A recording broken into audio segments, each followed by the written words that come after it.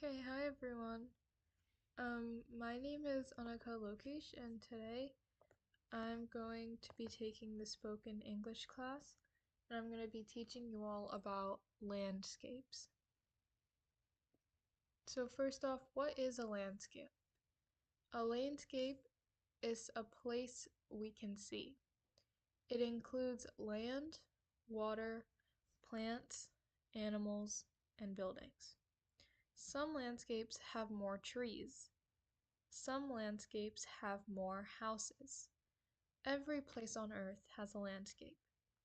So right now we're going to watch a video, and the credits of this Whoever invented this tool deserves a raise. I spent tens of thousands learning from a master electrician. And the credits of this video go to Stephanie Gasher. So this is on YouTube. Hi, Ranaga. Hi, Uncle. Yeah, so you started that Yes. session? Yes. Yeah, you also share it here also so that, if I have anything, then I'll keep comparing those, like, how it is coming and then. Okay. Yeah, thank you. Alright.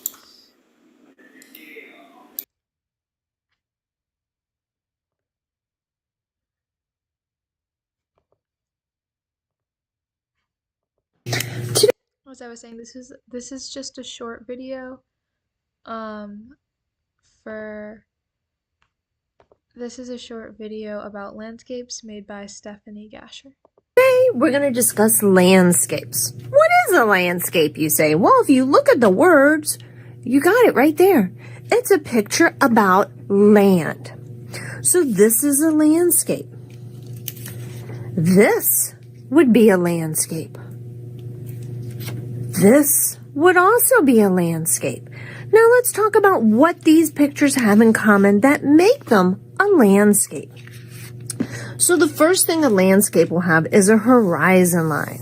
Now a horizon line is horizontal, goes side to side, just like we've learned about horizontal lines, but it's called a horizon line. It's where the sky meets the earth. Okay, so it's where the sky meets the earth. It could be where the sky meets the mountains, or it could be where the sky meets the building and the land, but it's where the sky meets the earth. So that's your horizon line. Now, another thing that you'll find in a landscape is it has a foreground, a middle ground, and a background. So if we look at these words, fore means in the front. So it'll have something in the front. Middle, of course, is in the middle. And then background is what's behind it. So if you look at this landscape, you've got some buildings in the front. Your middle ground would be this beautiful water. Your background would be these mountains. So that is a landscape. You've got something in the front, something in the middle, something in the background, and you have a horizon line, whether it's a straight horizon line or whether it's a wavy horizon line, depending upon what might be there. Now, there's a couple other things about a landscape. So we said this was a landscape because it looks at land. Now this one is also a landscape. But this one, what do you think we would call this? We would call this a seascape because it's mostly about the sea. Now that still is a kind of landscape, but it's a little bit more specific. So this is a seascape. Now you still have the horizon line, which is where the sky is going to meet the earth. You still have something in that you could even say this is in the foreground. You could say this is in the middle ground and this is in the background.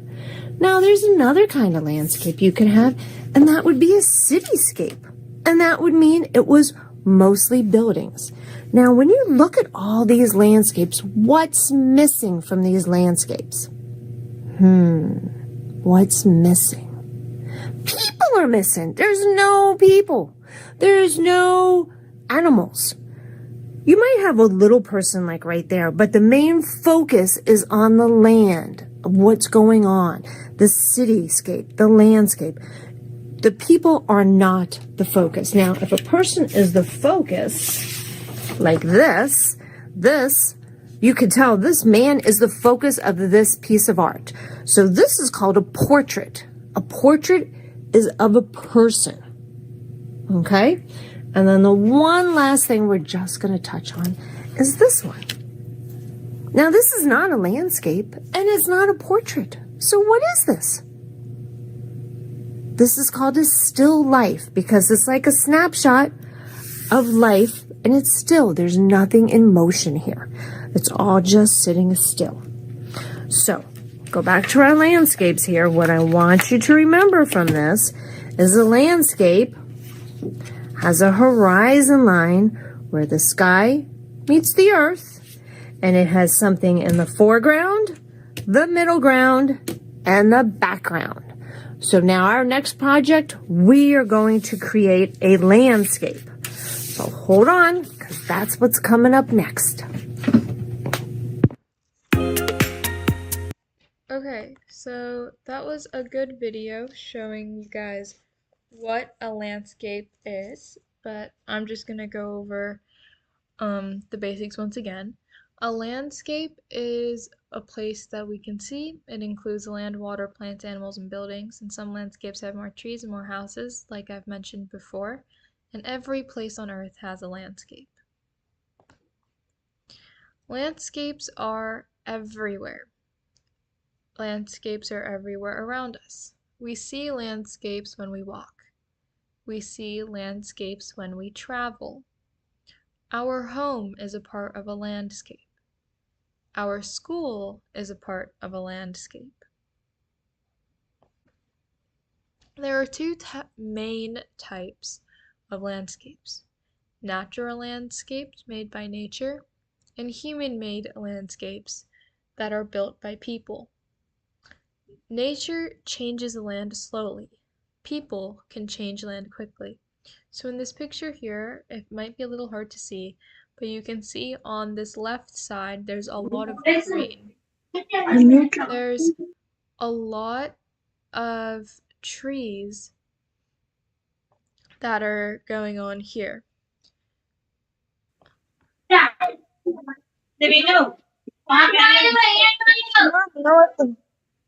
And on the left side here,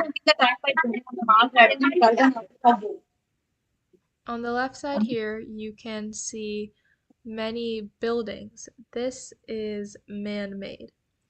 So we're gonna watch another video, and this one is by Learn and Play Online. So it's just going to go over natural and built environments simply. Learn and Play Online. In today's video, we are going to explore natural and built environments. There will also be a fun quiz at the end of the video to see how much you learned. What is a natural environment? A natural environment is an environment that is not man-made. It has both living and non-living things in it, and all of them occurred naturally. Let's take a look at some natural environments so you have a better understanding. This forest is an example of a natural environment. All of the things that exist within this forest were created naturally, without the help of any human beings. You can see that there are living things in it, like different types of trees, grass, and plants. There would also be other living things in this forest that we cannot see in the picture, including a range of insects and perhaps even some land and sea animals. There are also non-living things in this forest too. These include the water, rocks, and soil on the ground.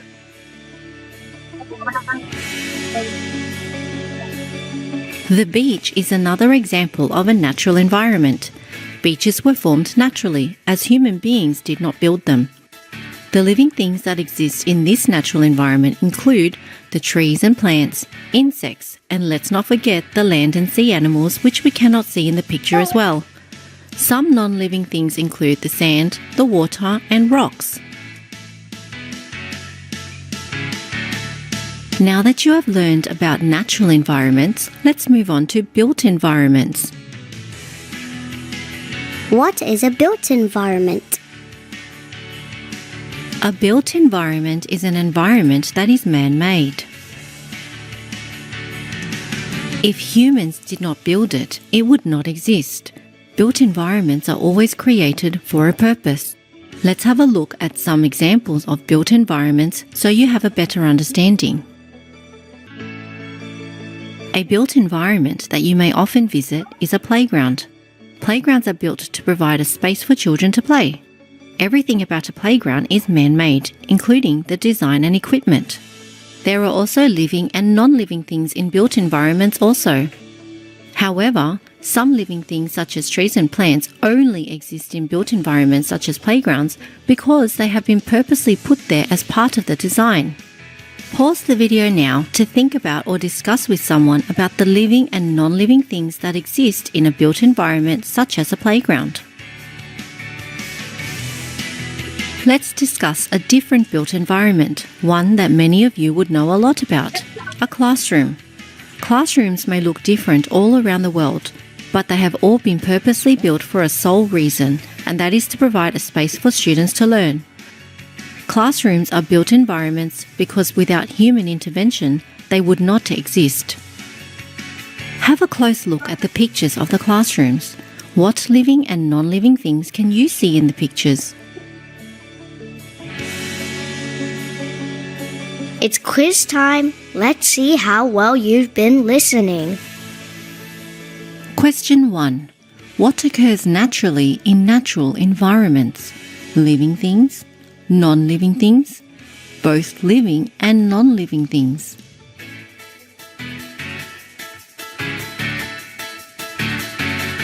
Both living and non-living things. Question 2. How can you describe a built environment? An environment that is not man-made or an environment that is man-made?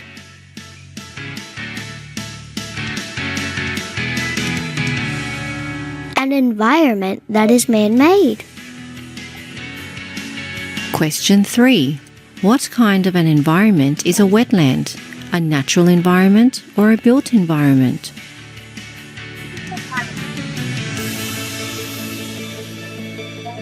It's a natural environment. Question 4. What kind of an environment is a desert? A natural environment or a built environment?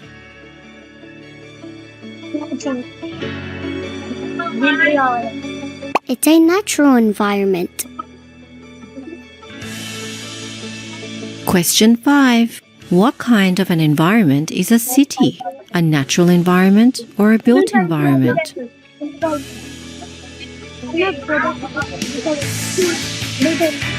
It's a built environment. And that's the end of our quiz. How many did you get right? Okay, so from that video, I hope you took away that natural means nature.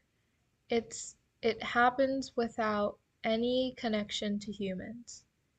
However, man-made, people change it and people change the environment. So it does not happen naturally.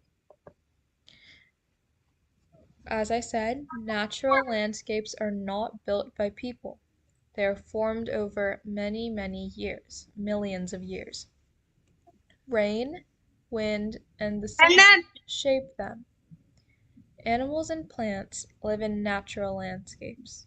Some examples include rivers, forests, hills, and mountains. This is a river. A river has flowing water. Rivers move from highland to lowland. So if you were to be on top of a mountain, that would be considered highland because it's above the ground. It is very high. But if you were at the bottom of a mountain, that would be considered lowland because you're on the ground. And because water tends to flow along with gravity, which is the thing that holds everyone to the earth, the water will flow from high to low. You will never naturally see any river or any body of water flow from low to high. It will always be high to low. People use river water for drinking and farming. Many villages grow near rivers. This is a forest landscape. A forest has many, many trees and plants. Forests give us fresh air. And if you're interested in knowing a bit more about that, humans, we breathe in air, but there is a specific kind of air that we breathe in, and it's mostly oxygen. Now, what trees do, trees can produce oxygen. So, essentially, when humans breathe in, we breathe in oxygen. And when we breathe out, we release another gas called carbon dioxide into the atmosphere. What trees do the opposite. Trees take in carbon dioxide that humans breathe out, and it puts out oxygen, which humans breathe in. So it's a very good cycle that trees have, and that's why forests give us a lot of fresh air. The forests also help bring rain. Many animals make forests their home. So some examples of those animals would be squirrels, deer, wolves, bears, and other creatures like that. Now we're going to move on to the hill landscape. This is a hill. They're very easy to identify, and a hill is higher than the land around it. Hills are often green because they are covered in all of the grass and the flowers that are around them. The weather on hills is cooler because the higher you go up on a specific landscape, in the mountains especially, and also on hills, the air gets thinner, so it's harder to breathe in.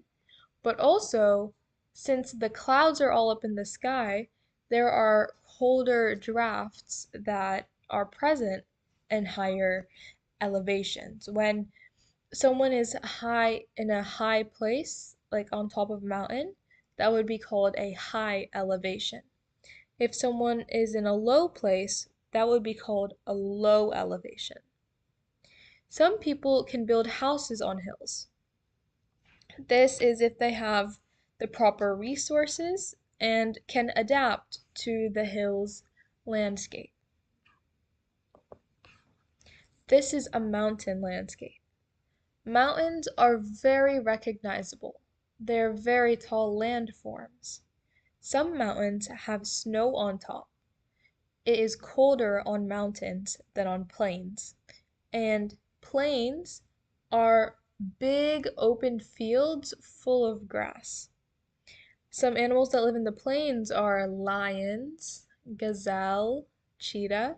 So it's very cold on mountains because, similar to a hill, it's located very high up. Few people live on high mountains because it's very hard to live a normal life there and have the resources you need.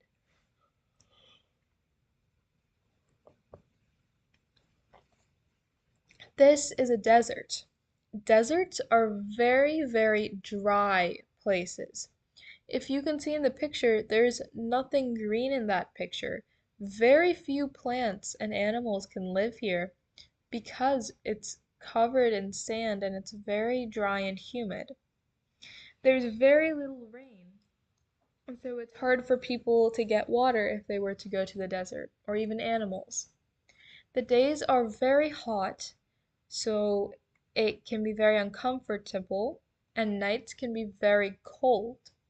So the climate, the weather changes a lot here. Only a few plants and animals live here. This is the coastal landscape. The land meets the sea here, so the land touches the sea. There are beaches and waves. People catch fish near the coast. Many ports are near the coast. So you can see in the picture, there is a lot of ocean towards the right, and then you have a big landform to the left. And where the two meet, that is where beaches are. And at the beach, people often wear swimsuits because they want to go swimming in the ocean. And they can bring umbrellas, which are things that you hold to prevent rain from falling on you. And they put those in the sand in order to shield them or protect them from the heat. Many fishermen and many boats can be found near the coast because it's very close to water. Human-made landscapes. Now, human-made landscapes, like I talked about earlier, are created by people. People change to land to live, work, and travel. These landscapes grow as population grows. They look different from natural landscapes. If you can see here down to the right, there is a lot of green, but it's not normally how you would find trees and grass in nature. You can see that it's cut in a very organized manner and it's very precise, which means that humans have made that pattern appear there. Now we're going to move on to a village landscape. This is a village. Villages have small houses. There are trees, fields, and animals. People in villages often farm or work locally, which means their life is kind of in the villages. Life in villages is usually peaceful. Now we move on to something bigger than than a village. This is a town. A town is bigger than a village. There are shops, schools, and hospitals. People travel by bus or bicycle. Towns connect, or they can touch villages and cities. This is a city. Now, a city is much larger, much bigger, very much bigger than towns or villages. And cities have tall buildings called skyscrapers because they can almost touch the sky, and wide roads. But if you go to a very, very populated city, you might have to find narrow or small roads because there's not enough space to make wide roads. There are many people and vehicles. Vehicles include buses, trains, and cars. Cities are busy and noisy, so the opposite of what life in a village is. Because I said that a village is peaceful, which means it's quiet. Cities are the opposite. It's very busy and noisy. Many people work in offices and factories. This is a farm. Farms have large fields. Crops grow on farms. Farmers work hard every single day because what they grow and what they use provide food for everyone. Now, I think farms are an especially important landscape, so we're going to be watching a video on them. And this one is by... Oh, before you and this video is by Next Generation Science. Leave, can you turn that document into a PDF for me? Thanks. There are different kinds of farms. Some farms grow things like fruits.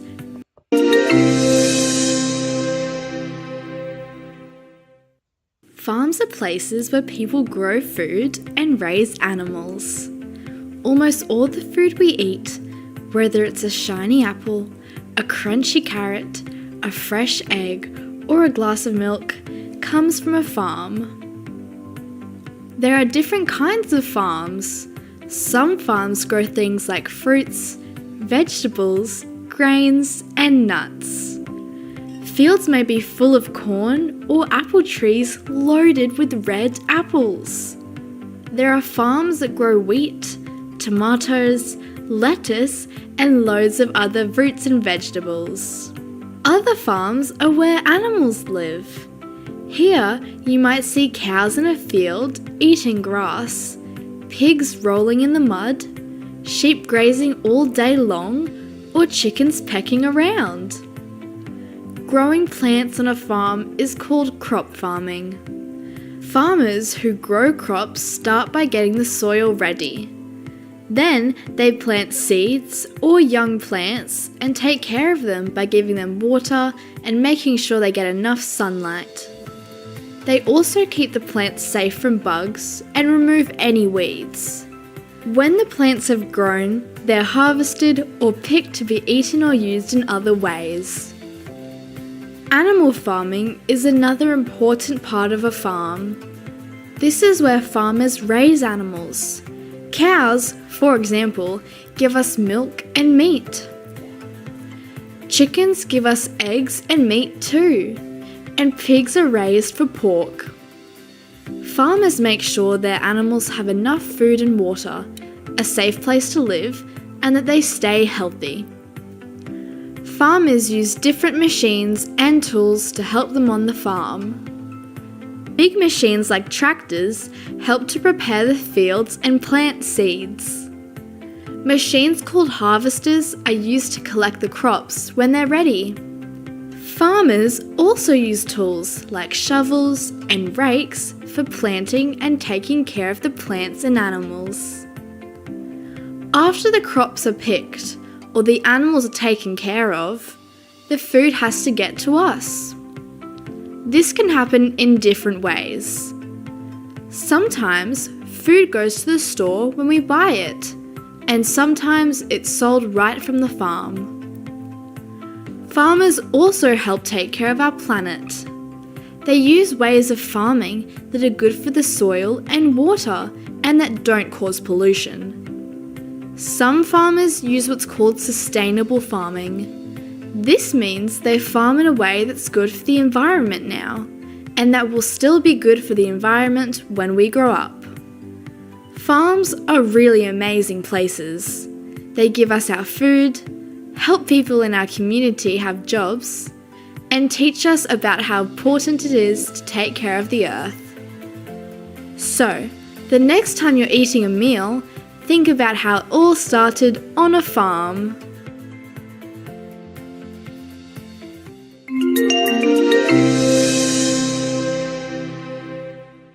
Don't forget to subscribe.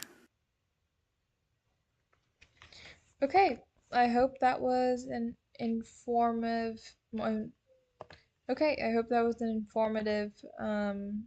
lesson, especially about farms and how important they are to a functioning society and a functioning world.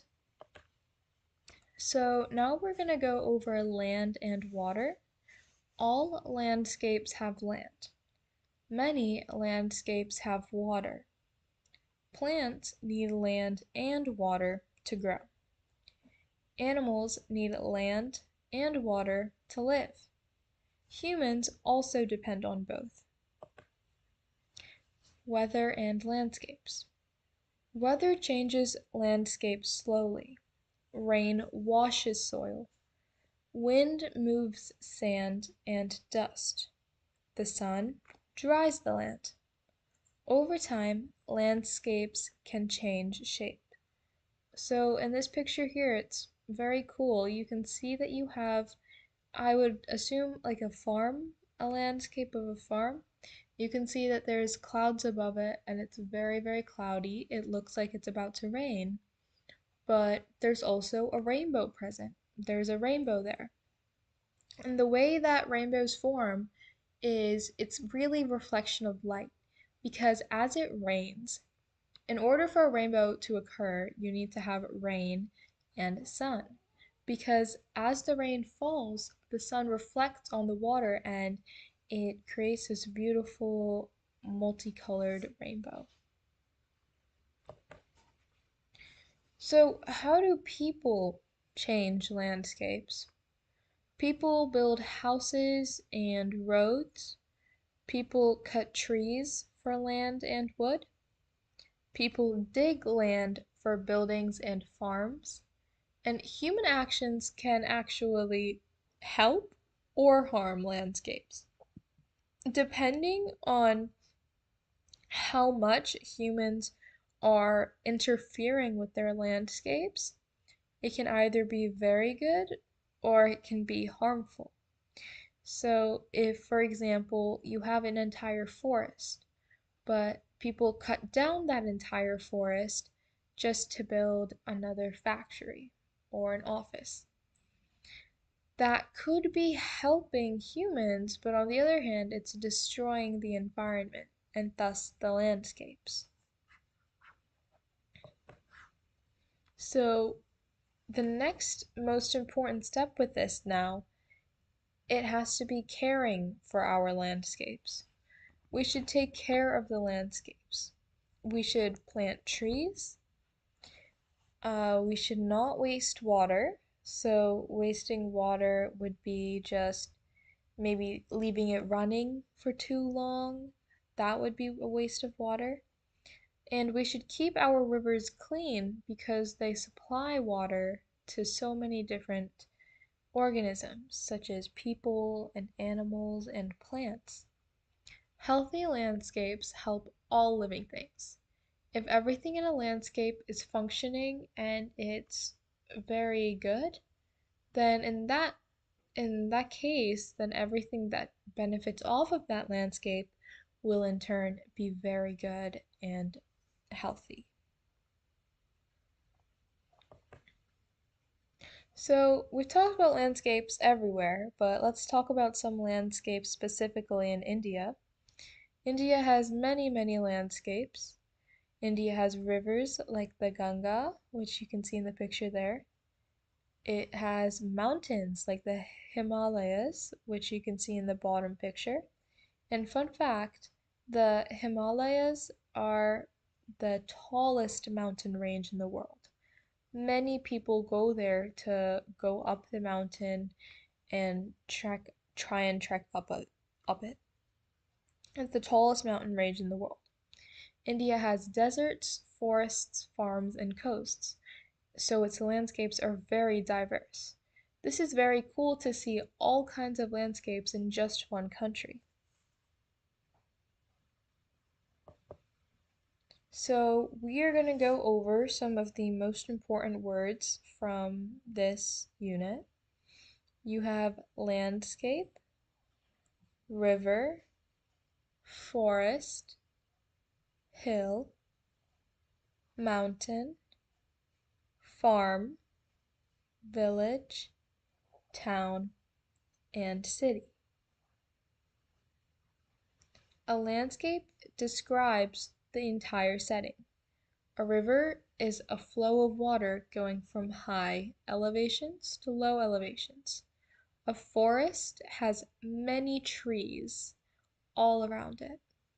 A hill, usually green, and is above the ground. It's very round.